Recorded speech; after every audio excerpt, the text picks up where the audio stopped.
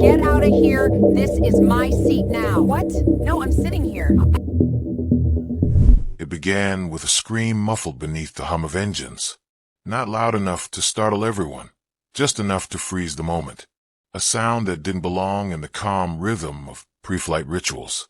A sound that marked the exact second everything started to unravel. The flight attendants were still performing their mechanical smiles when the chaos took shape. Passengers shifted, murmured, turned their heads.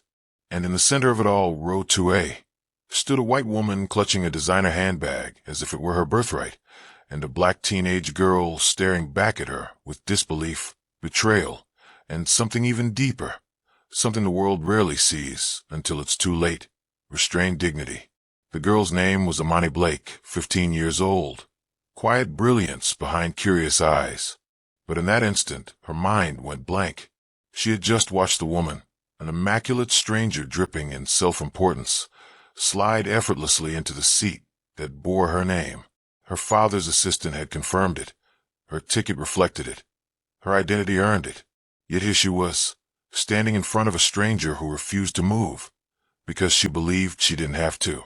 It was supposed to be a simple flight, a short connection from Los Angeles to Chicago before heading home to New York. But nothing about this flight would be simple.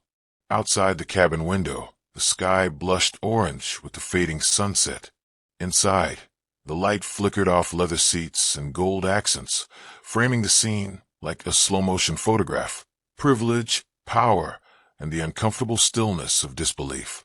Imani stood there frozen as whispers rippled through the aisle. People were watching, not helping, watching. The woman crossed her legs and scrolled her phone like the world owed her stillness. The flight attendant nearby hesitated, torn between procedure and perception. And in that hesitation, racism did what it always does. It hid behind professionalism, behind tone, behind policy. Seconds stretched. The captain's voice echoed faintly from the speakers, distant, oblivious. The engines thrummed softly, ready to rise, while a storm gathered quietly inside a child who had spent her life learning how to carry her father's name with grace. That name, Blake, meant something. Not just money, not just legacy. Her father, Julian Blake, was a man whose empire had redefined black excellence in America. Tech, philanthropy, influence. The tabloids called him the billionaire with a conscience. But none of that mattered up here, 30,000 feet above accountability. Up here, his daughter was just another young black girl being told she didn't belong. She swallowed the humiliation, forcing herself not to cry. She'd been taught never to give them that satisfaction. Her hands trembled slightly as she turned toward the attendant, waiting for fairness to find its footing. But fairness was nowhere to be found. The attendant's polite smile cracked. The woman's silence deepened. The cabin air thickened with quiet violence. And somewhere in the control tower far below, air traffic logs would later show the exact minute this flight was delayed. 18:03 p.m., the moment a single stolen seat became a national headline. What no one on board could have known then was that the girl's father, the billionaire who owned the very tech used to book that flight, was watching the delay update on his private jet terminal screen, his jaw tightening as he realized something was wrong. And within 1 hour, before that flight could leave the runway, every passenger on board would learn what happens when wealth, race, and justice collide midair. Because when you steal from a child who was raised to believe in equality, you don't just take a seat, you ignite a storm. The jet bridge smelled faintly of recycled air and metal fatigue. Imani had always loved that smell. It meant she was going somewhere new, somewhere alive. Her father used to tell her that airplanes were equalizers, that once you stepped inside one, the world became the same size for everyone. She used to believe that. That morning had started like so many others in her short but extraordinary life. Private tutors, bodyguards disguised as assistants, and a mother she rarely saw except in photos taken at charity galas. Her father, Julian Blake, had called her before takeoff from his office in Manhattan. He always called before she boarded any flight, something protective in the ritual, something both tender and haunting. Be good, stay polite, but never be small. he'd said. She didn't know that by the end of the day, those words would echo like prophecy. As the flight began boarding, Imani adjusted the gold pendant around her neck, a small B engraved on the front, legacy on the back, her father's gift for her 14th birthday. He said it was a reminder that her name carried weight, not burden but purpose. She'd smiled when he said it. She didn't always understand what purpose meant when you lived in a mansion, but she tried. Today, she wore a soft cream hoodie, black jeans, and sneakers, not the image of wealth people expected. She hated attention, hated the way people looked at her when they learned who her father was. That's why she always flew commercial for school trips, charity events, or weekend visits. Julian's way of teaching humility. Money doesn't make you human, he often said. How you use it does. The boarding line inched forward. Passengers murmured. Phones lit up. She tucked her boarding pass into her sleeve. Seat 2A, first class. Her father had insisted. Safety, not status, he said. Imani stepped onto the plane, greeted by the sterilized warmth of airline smiles. The lighting shimmered against polished chrome. A man in a navy suit adjusted his tie. A mother hushed her baby. A couple whispered about upgrades. It was ordinary, forgettable, until it wasn't. She placed her backpack in the overhead compartment, turned toward her seat, and froze. A white woman, immaculate mid-40s, diamond earrings catching the light, was already sitting in 2A, legs crossed, champagne in hand, scrolling through her phone like she'd been there for hours. Imani blinked, checked her ticket, looked back. The number matched. The woman didn't even glance up. Something in the air shifted. A quiet, invisible power rearranged itself, the way it does when someone believes they're untouchable. The flight attendant, a younger woman with a fixed corporate smile, approached. Her badge read Lauren. Imani explained softly, politely. Lauren's eyes flicked from the girl to the woman and back again. Hesitation, calculation, then the practiced neutrality of customer service. And just like that, the dynamic cemented itself. Youth against age, brown skin against pale authority, truth against comfort. Lauren bent slightly toward the woman, whispered something. The woman sighed dramatically, like she'd been inconvenienced by existence itself. Imani waited. Her heart began to thrum, not from anger yet, but confusion. The kind of confusion that gnaws, because it's the kind that shouldn't exist at all. Lauren straightened and turned to Imani with an apologetic half-smile. "The seat appears to be taken," she said, as if facts were flexible. "Would you mind waiting a moment while we sort this out?" But minutes passed. Passengers filled in. The woman didn't move. She leaned back, eyes closed, champagne glass resting casually between manicured fingers. And Imani stood there, invisible in plain sight. The murmurs started next, soft, slicing. Maybe she's in the wrong section. Probably a mix-up. First class? At that age. Imani tried to steady her breathing. Her chest tightened. She thought about her father's words, never be small. But right now, smallness was the only safe option. Lauren returned, still uncertain. "We can move you to a different seat temporarily until..." The words trailed off. The look on her face said what she couldn't. "Don't make this harder than it already is." Imani nodded faintly, letting herself be guided backward. Every step felt like retreat, like erasure. The humiliation burned quiet and hot, like an ember pressed against her chest. The seat they gave her was near the back of first class. Crowded, cramped, temporary, they said. But nothing felt temporary when you were the one being displaced. She stared out the window as the plane's door sealed with a heavy metallic sigh. The world outside blurred into streaks of orange and blue. Inside, her reflection stared back, composed on the outside, breaking underneath. The intercom buzzed. The captain's voice filled the cabin, calm and routine.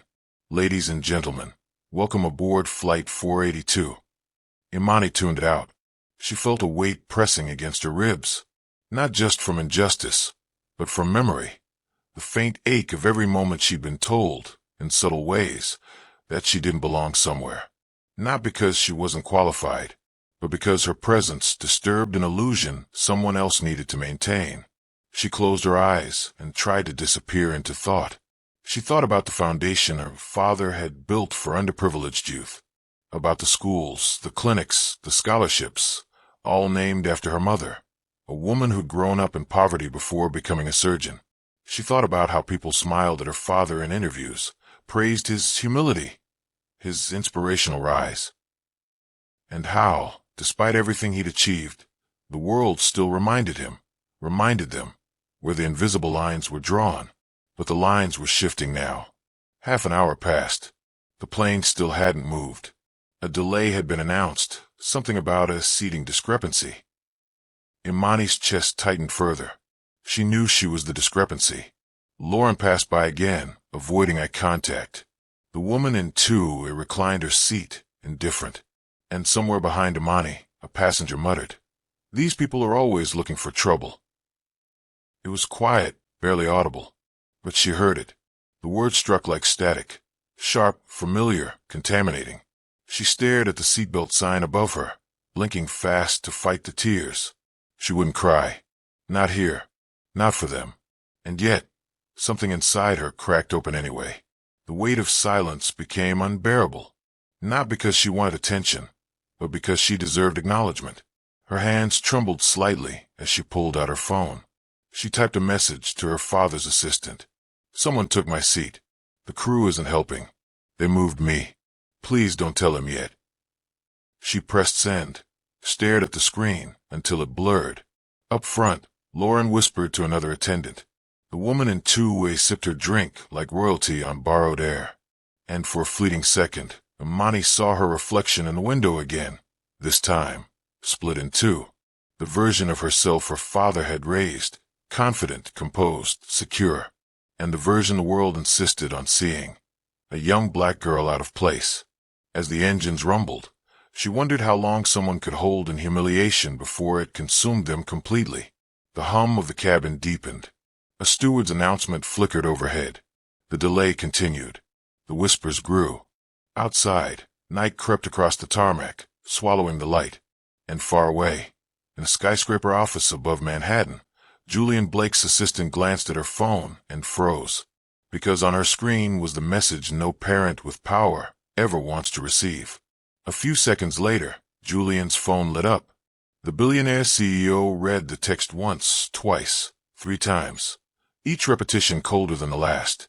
Then, without a word, he stood from his leather chair, reached for his coat, and said to his security chief, "Find out which airline, which gate, which crew. Now." The city lights of New York glittered like data points in the glass reflection as his jet prepared for takeoff. He didn't know yet what he was walking into, and they didn't know who they had just humiliated. But within the hour, every seat on that plane would bear witness to what happens when arrogance collides with consequence. The aircraft finally pushed back from the gate, late, heavy, uneasy. Inside, the cabin air felt colder than before, thick with tension no one would name, the kind that hums between rows, invisible but alive, feeding on silence. Imani sat rigid, her hands pressed flat against her knees. The hum of the engines usually soothed her, tonal, steady, like the world aligning, but tonight it carried a strange vibration, one that felt personal. The woman in 2A, still unbothered, lifted her glass, eyes closed, lost in some private luxury that didn't include accountability. The crew moved with quiet choreography around her, as if proximity to wealth, or the appearance of it, demanded reverence. Imani's seat was now 4F, near the aisle, close enough to see what had been taken from her, but far enough to be powerless. Every flicker of movement in that front row burned like static against her skin. Lauren, the attendant, avoided her gaze completely now. The other flight attendants mirrored it, professional detachment as shield, as sin. They'd entered that emotional autopilot common to systems that prize comfort over justice. A soft ping cut through the air, the seatbelt sign turning off. Passengers began settling in, and in that fragile moment of stillness, the captain's voice filled the cabin again. "Ladies and gentlemen, we apologize for the delay. We'll be taxiing shortly and expect a smooth flight." His tone was neutral, sterile, the kind used to mask something unsaid. Imani turned toward the window. Outside, The runway lights stretched into infinity. Somewhere in that glowing distance, her father's jet would be climbing into the night sky, coming for her. She didn't know that yet, not consciously, but something in her blood felt it. The quiet storm she'd inherited from him, unshakable, deliberate, was beginning to wake. Still, she sat small, contained, polite. The world's most dangerous survival strategy for a young black girl in white spaces. 20 minutes later, the flight leveled at cruising altitude. The dinner service began. Silver trays clinked. Soft laughter rolled through the cabin. The woman in 2A received her meal first, her entitlement plated in porcelain. Lauren passed by Imani's row with a forced cheer. "Would you like the chicken or the salmon tonight?" Her tone was transactional, her eyes elsewhere. Imani chose the salmon. It arrived lukewarm, unseasoned, barely touched by care. She wasn't hungry anyway. She stared at it for a long time before pushing the tray aside. That's when it began, the whispers again. 2 passengers across the aisle. A man in his 50s, his wife beside him, both with that rehearsed politeness that hides poison. Poor parenting, really. Letting children think they deserve first class at that age. She's lucky they didn't just move her back entirely. Their voices were hushed but angled, meant to be overheard. The words landed sharp, precise. Imani kept still, her expression steady, but her fingers curled tightly against her thigh. She had learned that reacting only fed the narrative, so she didn't. She'd been taught how to endure in silence. But silence has a cost. It corrodes the edges of dignity until even breathing feels like surrender. Another hour passed. Lauren returned, collecting trays.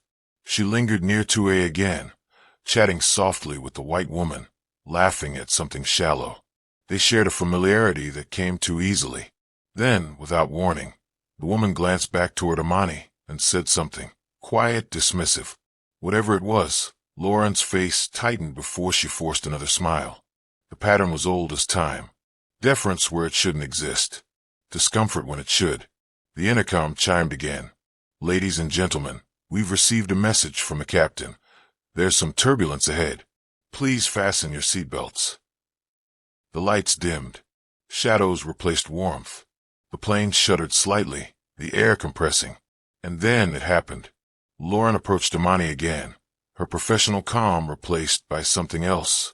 Impatience, perhaps embarrassment. "Miss, I'm going to have to ask you to remove your backpack from under the seat. It's taking up too much space." Imani blinked. "It's under the seat, ma'am." Lauren's expression didn't soften. "Other passengers have complained about limited legroom. Please place it in the overhead bin." The rows were silent now. People watched. The accusation hung between them like static. Imani nodded slowly, unbuckled, and stood. Her chest ached with that same quiet shame, the kind she thought she'd learned to hide. She reached for the overhead bin, lifted her bag. But as she did, the turbulence struck, minor, but enough to jolt the plane. The bag slipped slightly, brushing Lauren's shoulder. A small, harmless accident. But Lauren's reaction wasn't small. Her voice sliced the air. "That's enough. Sit down immediately." Heads turned. The words echoed down the cabin like an alarm. Imani froze, her body stiff with shock. Her mouth opened, but nothing came out. The passengers stared, some with pity, others with thinly veiled satisfaction. The woman in 2A smirked slightly, eyes gleaming with vindication she hadn't earned. Lauren straightened her uniform, flustered, righteous. "Please sit down before you hurt someone." And there it was, the pivot from perception to accusation. The centuries-old choreography of white panic and black blame. Imani lowered herself back into her seat, trembling. Her heart thudded violently, her skin burning. She stared straight ahead, refusing to break. The cabin fell back into silence. Only the faint hum of the engines remained. But the damage had been done. A label had been attached, unspoken but heavy. From that moment on, she was no longer just a passenger. She was a problem. 15 minutes later, Lauren returned again, this time with another attendant, older male, authority etched into his posture. He knelt slightly beside Imani's seat, voice lowered but audible. "We've received concerns about your behavior earlier," he said, each word cold and sanitized. We need to ensure the safety of all passengers. Imani's breath caught. She looked around. Every pair of eyes was on her now, waiting, ready to interpret whatever she did next as validation of their assumptions. Her hands trembled. I didn't. But he was already nodding, pretending to listen while signaling to Lauren. A quiet performance of procedure. Then came the words that made her blood run cold. If you can't remain calm, we'll have to restrain you for the remainder of the flight. The sentence landed like violence. Imani's throat closed. Restrain me? The man's eyes softened slightly, but only for show. It's standard if a passenger becomes disruptive. Disruptive. That word echoed louder than the engines now. She had said nothing. She had done nothing. But the system didn't need truth, just comfort for those it prioritized. And so, as the plane rattled softly through the dark, the unimaginable happened. Lauren reached into the storage compartment and pulled out a set of plastic zip ties. Passengers whispered again, confused, intrigued, entertained.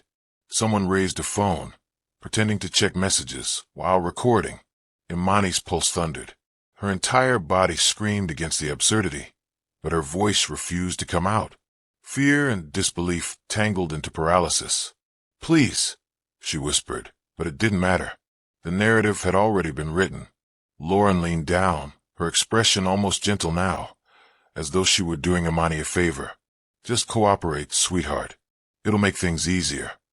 The humiliation came like heat, rising from her stomach to her face, choking her.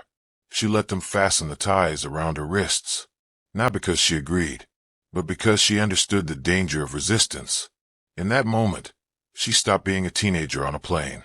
She became every headline her father had spent his life trying to dismantle. And as she sat there, hands bound, eyes wide, the rest of the cabin carried on as if nothing had happened. Drinks were refilled. Movies resumed. Someone laughed. The machinery of indifference rolled on. But the storm wasn't over. An hour later, the plane hit heavier turbulence. The lights flickered. The captain's voice returned, strained now. Ladies and gentlemen, we'll be descending shortly due to unexpected weather conditions. Imani's breathing quickened. The pressure in her chest intensified. She felt dizzy, lightheaded. Her vision blurred.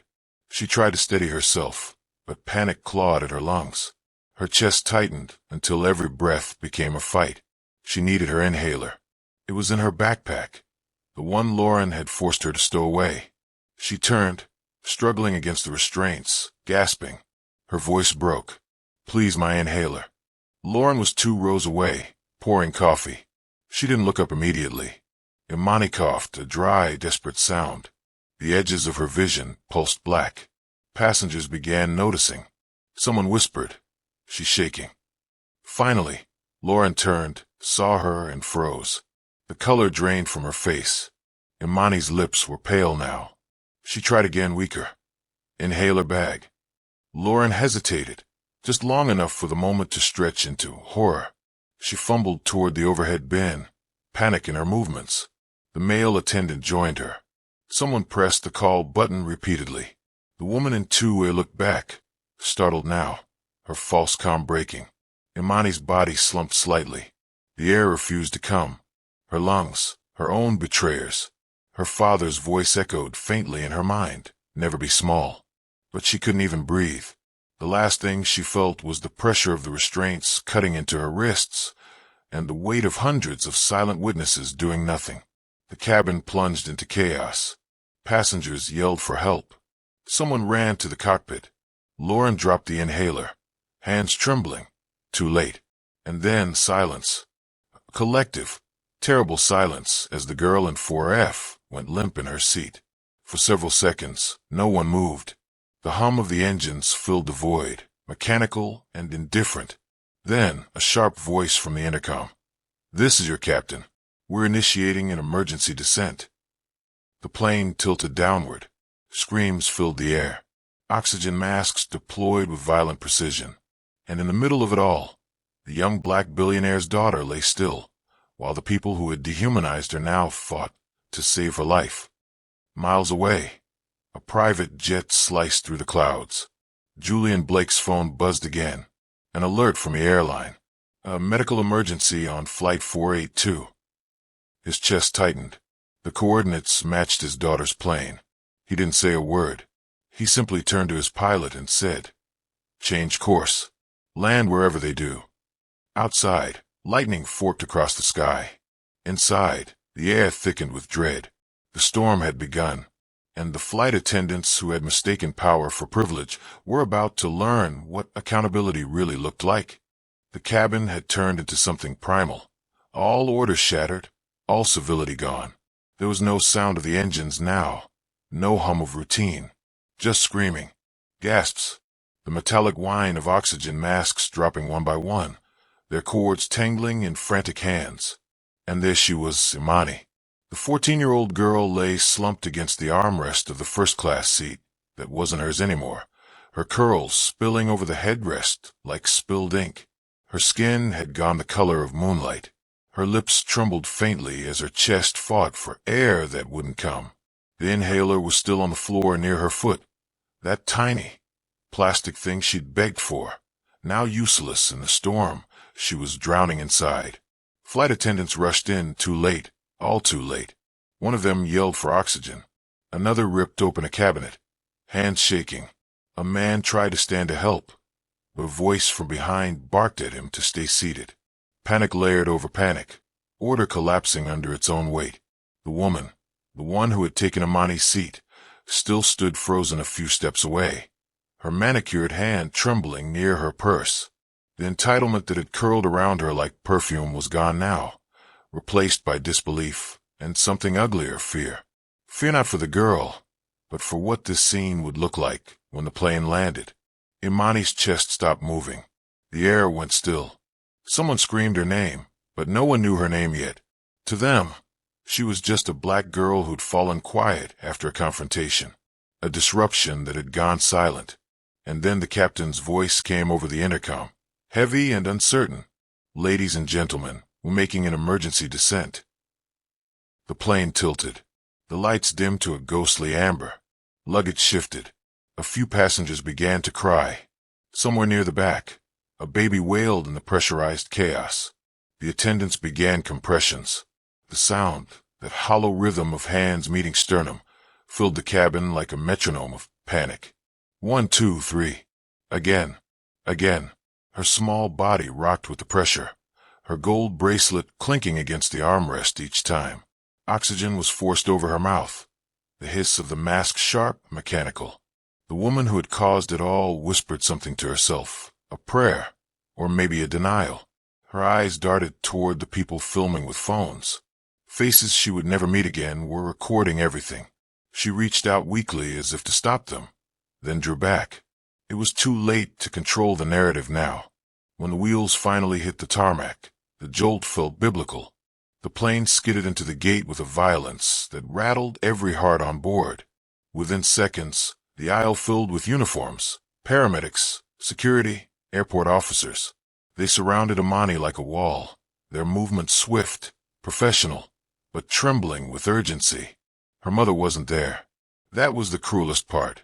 The camera phones caught the moment the stretcher rolled down the narrow aisle, oxygen tank hissing, her small hand dangling at the edge, limp, still wearing the pink beaded bracelet she'd made at summer camp, the same one her father had tied for her wrist before she left for that flight. When the paramedics vanished through the jet bridge, a strange silence followed. It wasn't peace.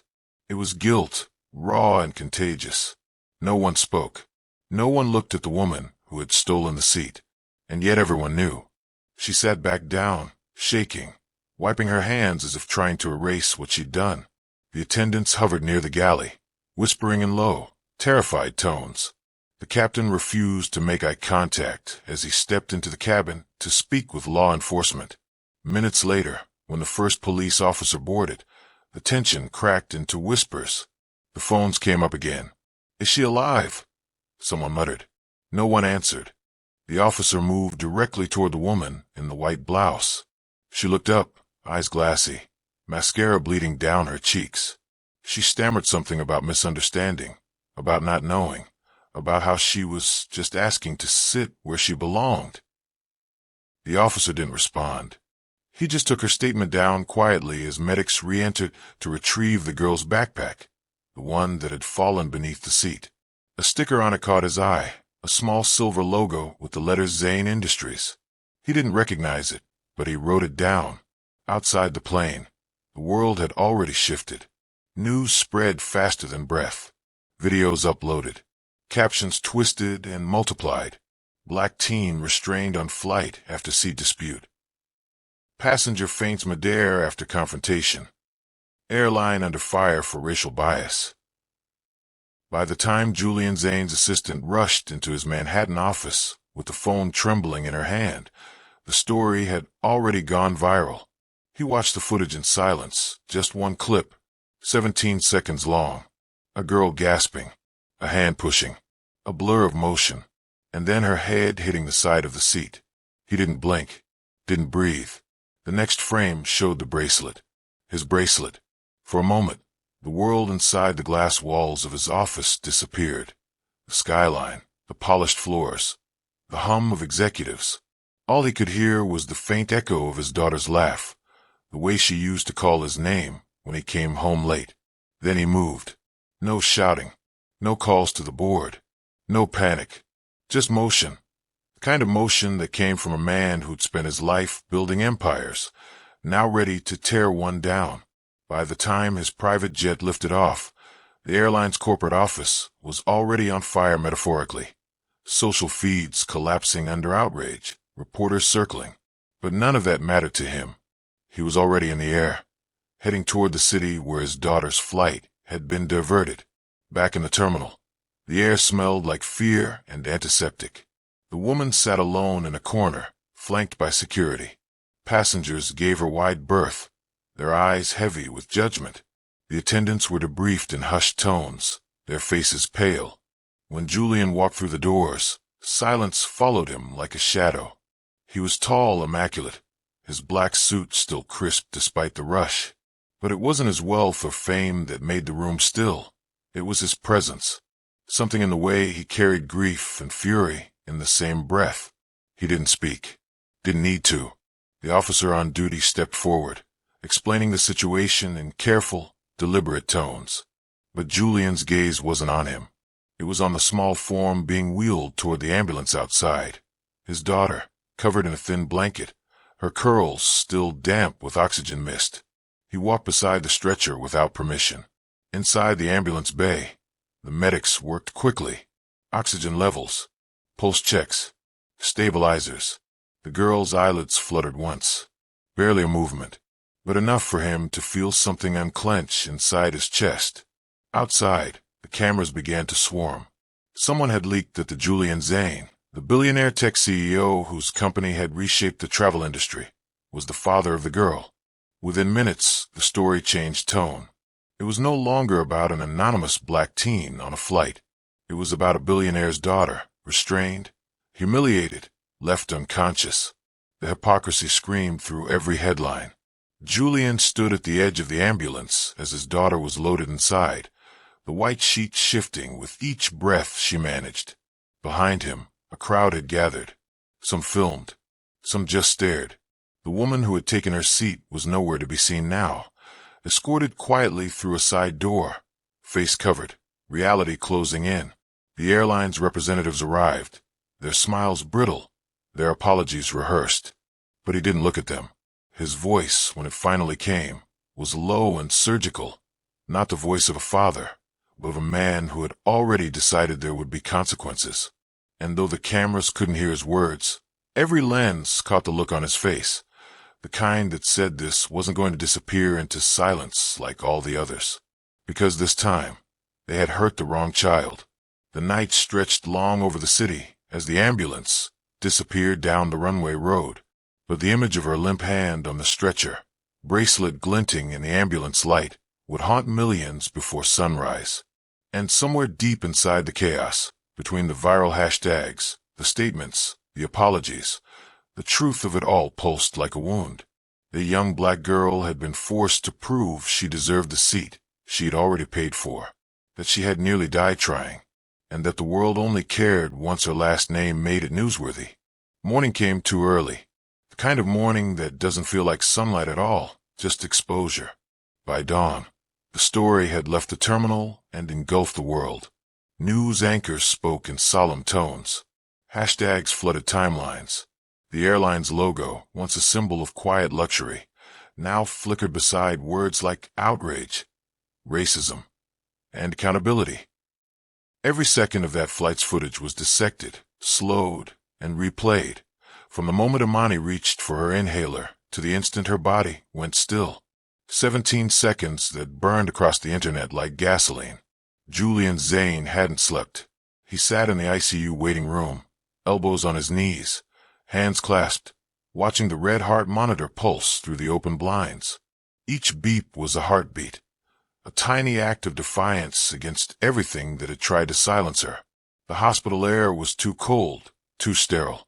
The kind of place where time stops meaning anything. Nurses passed. Machines clicked. Outside, reporters swarmed the gate, microphones like weapons aimed at the automatic doors. He didn't care. All that mattered was the steady rise and fall of his daughter's chest through the glass.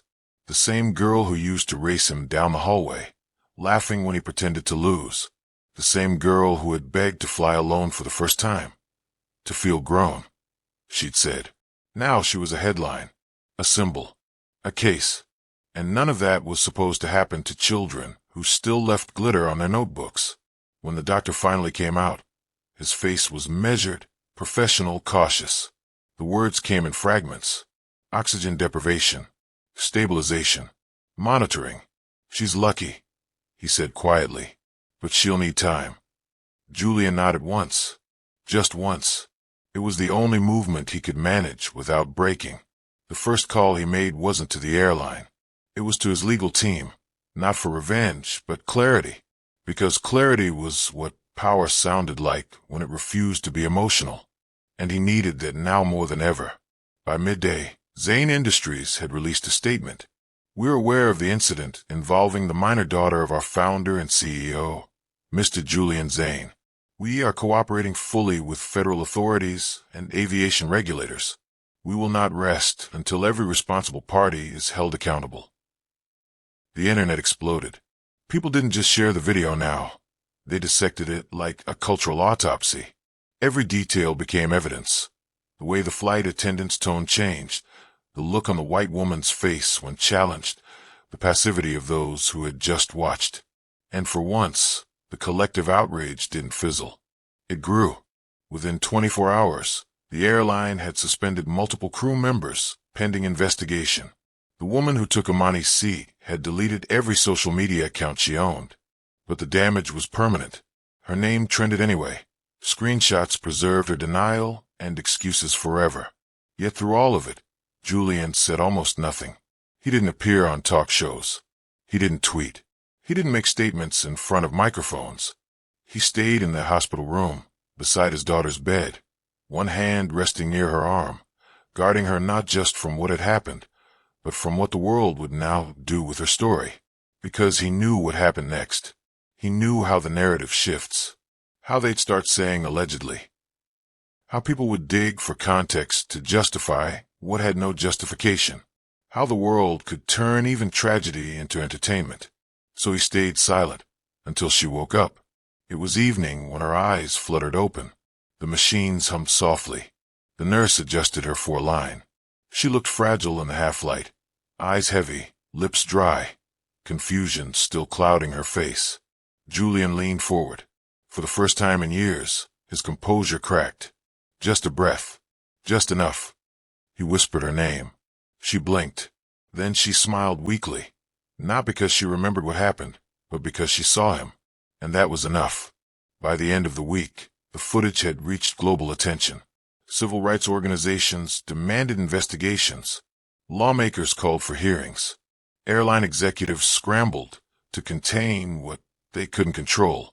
Behind closed doors, boardrooms turned into battlegrounds. The airline's PR division tried to craft an apology that didn't admit fault. Legal counsel argued over terminology, incident or violation, medical emergency or racial profiling. Words, the currency of denial. But words couldn't undo what had been filmed. And they couldn't erase the fact that the man sitting silently in the hospital room happened to own the largest private equity stake in two of their partner companies. Julian never needed to raise his voice. He simply made calls. Quietly, strategically. And within a month, the CEO of the airline stepped down. The company's stock dipped 12% overnight. Power, when wielded correctly, doesn't roar. It whispers, and the world rearranges itself. Still, Julian knew that revenge wasn't justice. Justice was bigger, harder, slower. It was the part that came after the world stopped looking. So when Imani was discharged, fragile but smiling again, he took her somewhere quiet, far from the cameras, far from the city. A cabin near the coast. She walked along the beach one morning, shoes in hand, the sea air filling her lungs the way airplane air never had. Her father watched from a distance, realizing that no amount of power could ever guarantee safety for someone whose skin alone made her a target. The realization settled in like grief. He'd built empires, broken records, donated millions, but none of that had been enough to protect his own child from the oldest cruelty in the world. The first time he saw the footage again, the raw, unedited version, he made it through 2 minutes before turning it off. Not because he couldn't handle it, but because he finally understood the unbearable truth that every black parent lives with, that even when you've made it, the world still sees you through the glass of suspicion first. Imani healed slowly. The headlines faded faster. Within weeks, the world had moved on, as it always does. New scandals, new tragedies, new outrage to devour. But not for him. He met with lawyers.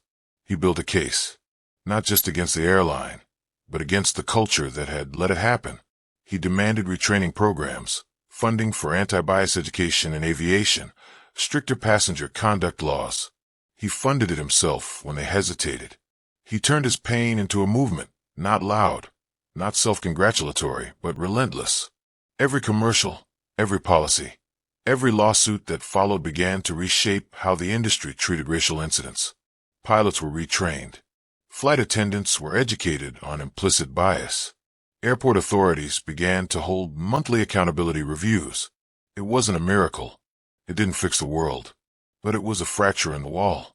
And sometimes that's how change starts, not with explosions, but with cracks that let the truth breathe. Months later, Imani returned to school. Most of her classmates had seen the story. Some treated her like a celebrity.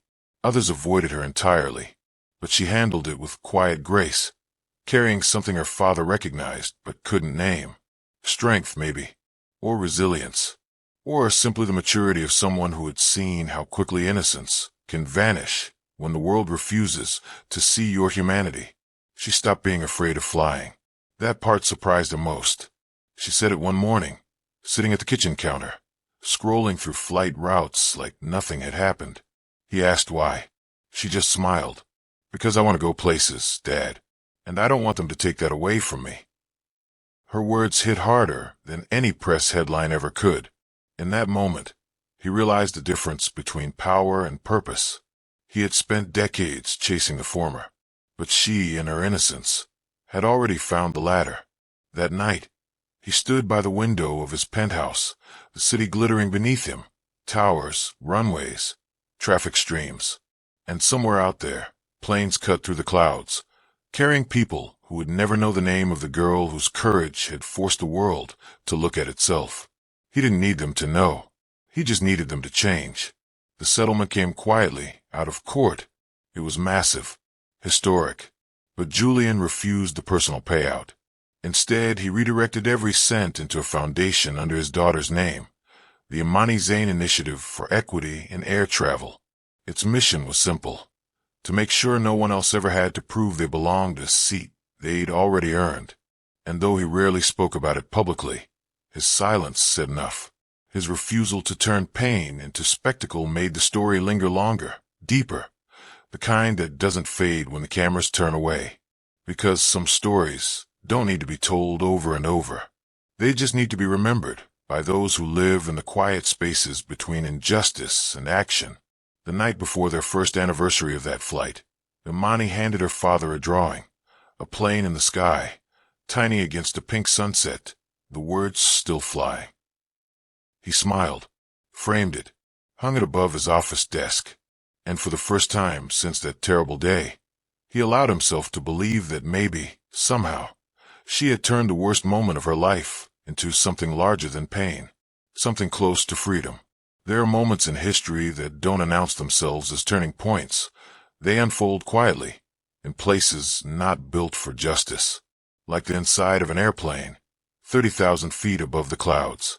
It was supposed to be just another flight, a simple, ordinary trip that should have faded into the rhythm of daily life.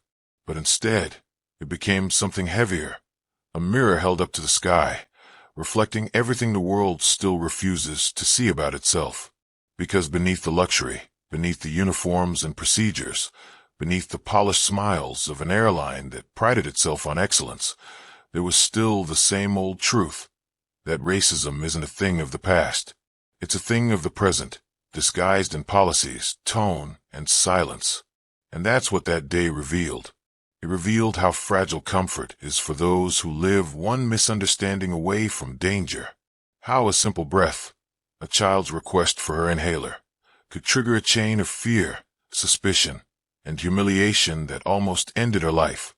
It showed that money, power, and reputation can't buy protection from prejudice. That even when you sit in first class, the world can still treat you like you don't belong there. Imani's story wasn't an isolated event. It was a snapshot, a painful reminder that the same patterns keep repeating. Only the settings change. But it also became something more. It became a catalyst. Because when the footage reached the world, something shifted. Not in governments or corporations at first, but in people. In the quiet outrage that lives behind screens and hearts. In those who saw that little girl on the floor and thought of their own children, or their own fears, or their own exhaustion from fighting to be treated as equals. And that's where change truly begins, not in institutions, but in empathy. Julian understood that now. For months, he tried to forget that flight, to bury it under paperwork, meetings, and courtrooms. But grief doesn't vanish when the headlines fade. It lingers, reshaping everything it touches. It changes the way you walk into rooms, the way you breathe before speaking, the way you look at strangers who hesitate just a little too long before deciding whether to respect you. He realized that his daughter's survival wasn't just a second chance, it was a calling. So he kept going, quietly, methodically, not as a CEO, but as a father trying to build a safer world for the next generation. The Imani Zain initiative grew faster than anyone expected. Within a year, it had become a global standard for equity training in aviation. Airlines that once treated diversity as a PR buzzword began to change real policies, not because they wanted to, but because the pressure of truth had finally outweighed the comfort of denial. There were moments when Julian would watch her speak at conferences, her voice still soft, but her message fierce. She'd say, "I don't remember all of what happened that day, but I remember how it made me feel, small, scared, like I didn't belong. And that's why I'll never stop fighting to make sure no one else feels that way again." Hearing those words, he'd realize something profound, that healing isn't forgetting. Healing is remembering without being consumed by it. And in that, his daughter had found her power. Years later, when people spoke of the Flight 417 incident, they didn't just talk about the horror. They talked about what came after. The policies rewritten, the awareness raised, the laws drafted in her name. She became more than a victim. She became a compass. And maybe that's what this story was always about. Not just the cruelty that broke her breath, but the courage that made her take it back. Because racism isn't just violence in its loudest form. It's also the silence of those who look away. It's the indifference that lets harm happen, and the exhaustion that convinces the oppressed that speaking up is useless. But every time someone refuses to stay quiet, every time someone records, shares, demands, and remembers, a piece of that silence dies. Maybe that's how revolutions really begin. Not with marches or speeches, but with stories. Stories that ache, stories that anger, stories that remind us what's at stake. Imani's story is one of them. It's a reminder that even in the air, above the clouds, far from the ground where our laws and empathy are supposed to hold. The weight of racism can still reach you, but it's also proof that dignity, once reclaimed, is stronger than fear. Somewhere tonight, another plane cuts through the dark sky. Inside it, passengers sit shoulder to shoulder, unaware that a little girl's courage changed the air they breathe, the rules that protect them, the quiet assumption of safety they now take for granted. And maybe that's enough. Maybe true justice isn't one massive victory, but the countless invisible ones that follow. The small acts of fairness that ripple out because someone somewhere decided not to let cruelty win. So when we tell stories like this, we aren't just remembering pain, we're reclaiming power. We're saying, this happened. It mattered. It still matters. Because it's not just Imani's story. It's ours. Every time a person is doubted for their skin, every time a seat is taken, every time silence is weaponized, we are reminded that humanity is still a work in progress. But progress only happens when we keep watching, keep listening, keep speaking, and keep caring enough to never look away. Because as long as stories like hers exist, there's work left to do. There's awareness to spread, conversations to start, empathy to rebuild, one listener, one heart, one flight at a time. So if you've come this far, if you've felt something in the quiet between words, if this story made you pause, even for a moment, then don't let it end here. Share it. Talk about it. Remember it. Because stories like these don't fade unless we let them. And if you want to keep hearing voices that challenge silence, that fight prejudice with truth, and that keep light alive in the darkest corners, then I invite you gently, sincerely, to subscribe, not for numbers, but for change.